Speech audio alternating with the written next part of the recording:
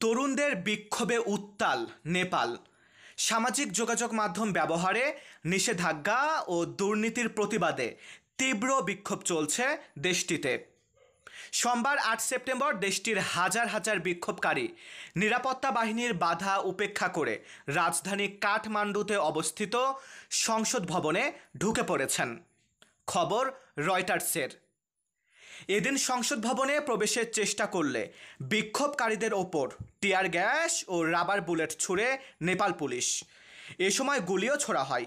দুই পক্ষের সংঘর্ষে অন্তত ১৪ জন নিহত হওয়ার খবর পাওয়া গেছে, আর আহতের সংখ্যা শতাধিক ছাড়িয়েছে।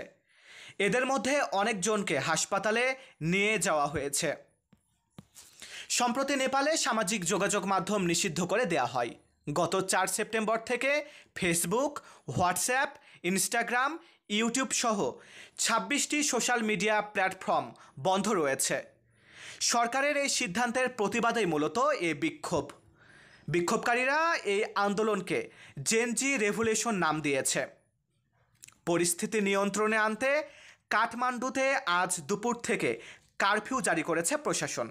তবে অনেক জায়গায় কারফিউ ভেঙে ফেলেছে ছাত্র জনতা। মারুফ হাসান বিশাল, উত্তরা প্রতিদিন।